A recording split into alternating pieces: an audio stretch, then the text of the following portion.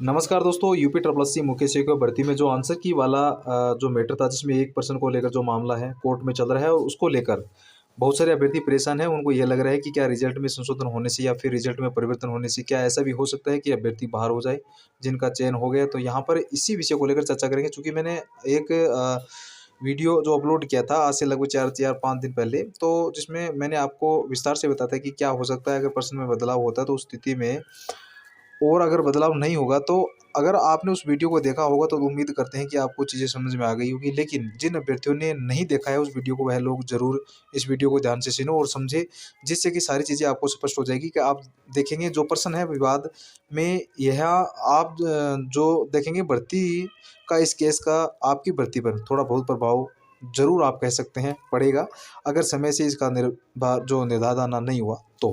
अब देखते हैं कि पाँचों दिन से ऑप्शन अगर बदलकर 25वें दिन होता है तो इस पर क्या फ़र्क पड़ने वाला है। सही वालों का आप देखेंगे कि 1.25 बढ़ जाएगा, गलत वालों का 1.25 है, यानी 25 घट जाएगा जिन्होंने अटेम्प्ट नहीं किया है। या दूसरा और 15वां ऑप्शन लगाया है तो उनके मार्क्स में कोई परिवर्तन नहीं होगा, सेम तो उनका मार्क्स था वही रहेगा। लेकिन जिन लोगों ने सही किया उनका बढ़ जाएगा, सही वालों का यानी 25वें दिन अगर होता है तो 1.25 यानी उनके बढ़ जाएंगे, और जिन्होंने गलत किया है उनका 1.25 यानी 25 पे घट जाएगा। ठीक है, तो ज़्यादातर लोगों ने 25वां दिन ही लगाया है, इसलिए ज़्यादातर लोगों को 1.25 नंबर बढ़ने की पूरी उम्मीद रहेगी, जिस वजह से कट ऑफ में भी 1 से आधा नंबर की बढ़ोतरी होगी। पहली शिफ्ट में पूरी शिफ्ट की एवरेज नंबर में 1 से आधा नंबर की बढ़ोतरी होने पर कट ऑफ भी इतना ही ऊपर उठ जाएगा, जिस वजह से सेकंड शिफ्ट वालों कट ऑफ से उतना ही दूर हो जाएंगे। इसलिए नॉर्मलाइजेशन प्रक्रिया के तहत 1 से आधा नंबर जितनी कट ऑफ बढ़ेगी उतने नंबर सेकंड शिफ्ट वालों को और दिए जाएंगे, और उससे उनके ऊपर इस बदलाव की वजह से कोई फर्क नहीं पड़ेगा। इस चीज़ को अगर आप ध्यान से समझ लेते हो तो फिर आपको बार बार परेशान होने या फिर सबसे पूछने की ज़रूरत ही नहीं पड़ेगी। अगर एक या फिर आधा नंबर यहाँ पर बढ़ते हैं पहले शिफ्ट में, तो फिर जैसा कि नॉर्मलाइजेशन का रूल लगाया गया है, ऐसा तो है नहीं कि नॉर्मलाइजेशन का रूल लगा है तो फर्स्ट शिफ्ट में नंबर बढ़ जाएगा, सेकंड शिफ्ट के अभ्यर्थियों को उतना ही रहेगा। तो उसी के जब सब जो फर्स्ट शिफ्ट के अभ्यर्थियों का नंबर बढ़ेगा तो नॉर्मलाइजेशन की प्रक्रिया के तहत एक से अगर एक नंबर बढ़ा या फिर एक से आधा नंबर, जो भी नंबर बढ़ेंगे कट ऑफ बढ़ने, उतने नंबर सेकंड शिफ्ट वालों को और दिए जाएंगे, जिसके ऊपर इस बदलाव की वजह से कोई फर्क नहीं पड़ेगा। ठीक है, उम्मीद करते हैं कि आपको समझ में आ गई होगी चीज़, इसलिए सेकंड शिफ्ट वालों के लिए इस केस से ना कोई फ़ायदा होगा ना ही कोई नुकसान होगा। कट ऑफ में बढ़ेगी तो उनके नंबर आपको दिए जाएंगे, क्योंकि नॉर्मलाइजेशन का जो रूल लगाया गया है, अगर कट ऑफ बढ़ेंगे तो आपको दिए जाएंगे, इससे आपको बिल्कुल भी परेशान नहीं होना होगा। ठीक है, और देखिए यहाँ पर अभ्यर्थियों को निकाला तो नहीं जाएगा, यह तो बिल्कुल साफ समझ लीजिए, जिनका डीवी के लिए चयन हुआ है उनको नहीं निकाला जाएगा। हाँ, और अभ्यर्थी जुड़ सकते हैं और अभ्यर्थी भर्ती में शामिल भी हो सकते हैं।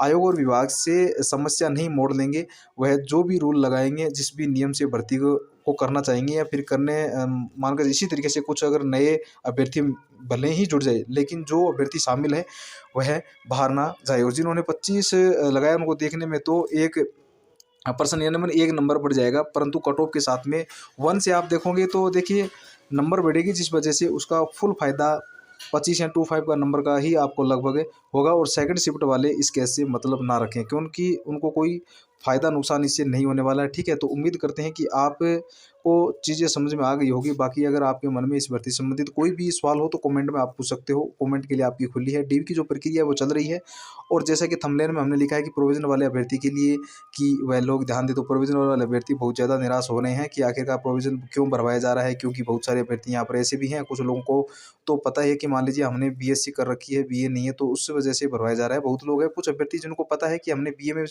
विशेष 3 साल या फिर 2 साल को लेकर वजह से जो भी परेशान है।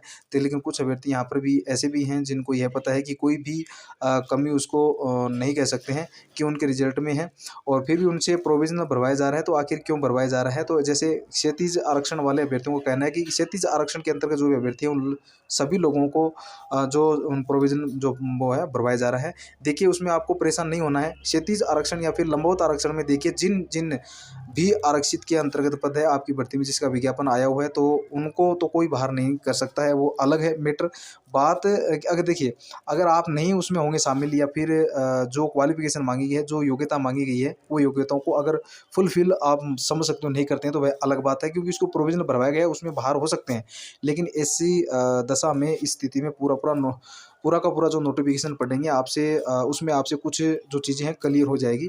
क्षैतिज आरक्षण में कौन-कौन अभ्यर्थी आते हैं, किन के लिए जो विज्ञापन है वो जारी हुआ और कौन-कौन किन-किन के लिए जो पद है वो उसके लिए लेकर आपको बिल्कुल परेशान नहीं होना है, क्योंकि आप देखेंगे कि जब डिग्री कंप्लीट होगा तो आपको पता चलेगा कि आप 2000 जो भी है, बल्कि लगभग आप मान के चलिए जितनी भी अभ्यर्थी को डीबी हो रही है लगभग आधे अभ्यर्थियों को प्रोविज़ भरवाया गया है।